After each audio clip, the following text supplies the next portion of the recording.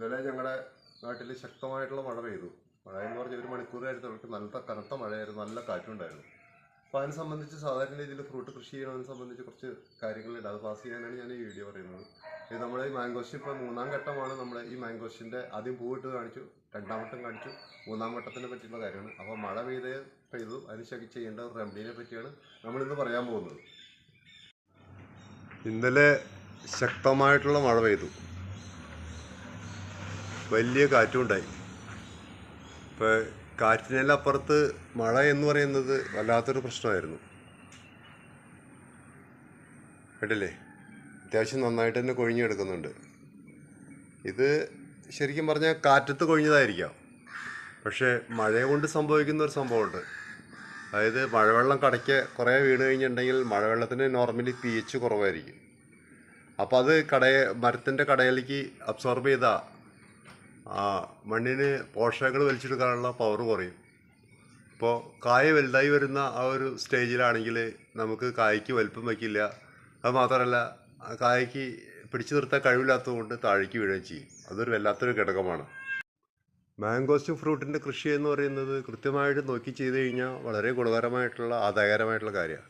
പക്ഷേ അതിന് നമ്മൾ ഒരുപാട് ശ്രദ്ധിക്കാനുണ്ട്. ഇപ്പോൾ ഈ മരത്തിൽ തന്നെ ഏകദേശം 600ഓളം കിലോ കായ മൊത്തം ഫ്രൂട്ട് പിടിച്ചിട്ടുള്ള പൂവായി വരാണെങ്കിൽ 600ഓളം കിലോ കിട്ടാവുന്നതാണ്. ഇതിൽ ചിലപ്പോൾ മിക്കവാറും ഒരു 3-ൽ 2 ഭാഗം ഈ തരത്തിലാണെങ്കിൽ കൊഴിഞ്ഞു പോകാനാണ് സാധ്യത. ഈ റംബൂട്ടാൻ മരത്തിൻ്റെ വീഡിയോ ഞാൻ മുമ്പ് കുറേ പോസ്റ്റ് ചെയ്തിട്ടുണ്ട്. പൂ വരുന്ന സമയത്ത് 2ാം ഘട്ടമായിട്ട് പോസ്റ്റ് ചെയ്തു. ഇതൊരു 3ാം ഘട്ടമാണ്. ഇതിൽ ഈ മഴ എന്ന് പറയുന്നത് വല്ലാത്തൊരു വില്ലനാണ്.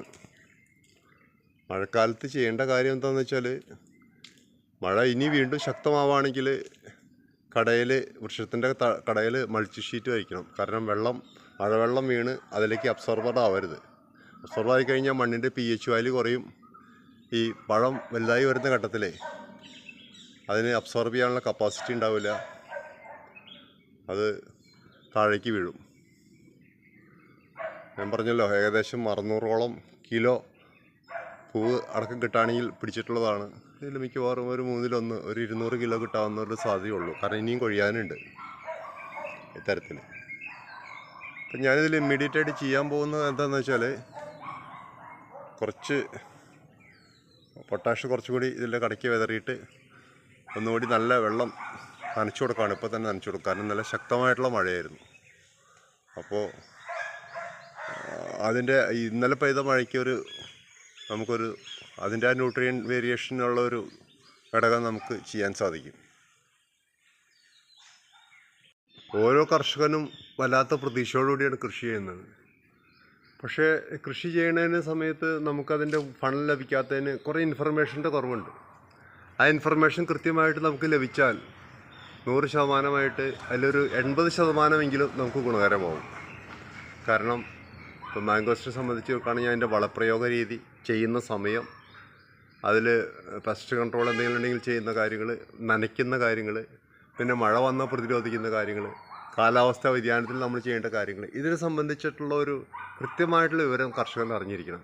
എന്തായാലും ഞാൻ ഒട്ടും വൈകാതെ തന്നെ റംബൂട്ടാൻ്റെ കാര്യത്തിൽ ഞാൻ കൃത്യമായിട്ട് ഇൻഫർമേഷൻ യൂട്യൂബിലൊക്കെ പാസ് ചെയ്യുന്നുണ്ട്. അതിൻ്റെ ബുക്ക്ലെറ്റൊക്കെ ഞാൻ യൂട്യൂബിൽ പബ്ലിഷ് ചെയ്തിട്ടുണ്ട്. അപ്പോൾ അതുപോലെ മാംഗോസ്റ്റിനും ഞാനൊരു റിസർച്ച് പോലെയാണ് ചെയ്യുന്നത്. അപ്പോൾ അത് ഞാൻ കൃത്യമായിട്ട് ചെയ്യുന്നതായിരിക്കും. അതിൻ്റെ ഭാഗമായിട്ടാണ് ഈ വീഡിയോ ഇങ്ങനെ പോസ്റ്റ് ചെയ്യുന്നത്.